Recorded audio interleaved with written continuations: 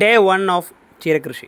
അപ്പോൾ പാരപ്പറ്റിനകത്തുള്ള തൊട്ടിക്കകത്താണ് നമ്മൾ ഈ കൃഷി ചെയ്യുന്നത്. അപ്പോൾ ഇവിടെ മുമ്പ് നമ്മൾ കൃഷി ചെയ്തിട്ടില്ലാത്തതുകൊണ്ട് മണ്ണിന് നല്ല കട്ടിയാണ്. അപ്പോൾ ഈ കട്ടിയൊക്കെ ഒന്ന് മാറ്റി ഒന്ന് ഉടച്ചെടുക്കാൻ വേണ്ടിയിട്ട് നമ്മൾ ആദ്യം ഒന്ന് കുത്തിക്കിളച്ചെടുത്ത് അതിന് ശേഷം അതിനകത്ത് BSF ലാർവയുടെ കമ്പോസ്റ്റും ചാരവും വേപ്പിൻ പിണ്ണാക്കും ചാണകപ്പൊടിയും എല്ലാം കൂടെ കൊടുത്ത് ഒരു 3-4 ദിവസം വെള്ളമൊക്കെ ഒഴിച്ച് ആ മണ്ണൊന്ന് ഇളക്കി മറിച്ചിടും.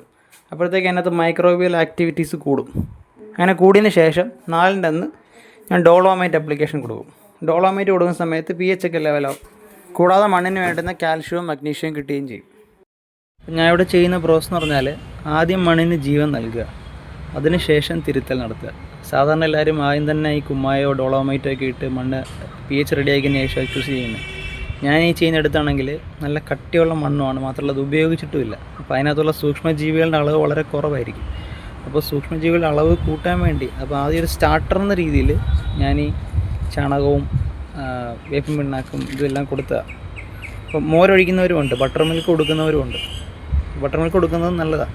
അപ്പോൾ അങ്ങനെ തുടങ്ങുമ്പോൾ ആ മണ്ണിലൊരു ജീവൻ ഉണ്ടാകും. ആദ്യം ആ ജീവൻ ഉണ്ടായതിന് ശേഷം ഒരു 2-3 ദിവസത്തിന് ശേഷം pH കറക്റ്റ് ചെയ്യുന്നതാണ് എന്നെ സംബന്ധിച്ച് ഈ മണ്ണിൽ ചെയ്യുന്നത് നല്ലത്.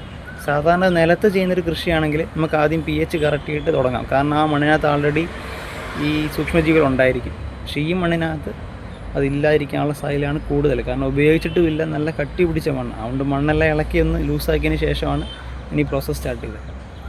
അപ്പോൾ കുറച്ചുകൂടെ സയൻറ്റിഫിക്കായിട്ട് ചെയ്യാൻ ശ്രമിക്കുകയാണ്. അപ്പോൾ ഇതുപോലുള്ള കണ്ടന്റുകൾ നിങ്ങളോട്ടെത്താൻ വേണ്ടി നിങ്ങൾ നമ്മുടെ അക്കൗണ്ട് ഫോളോ ചെയ്യുക.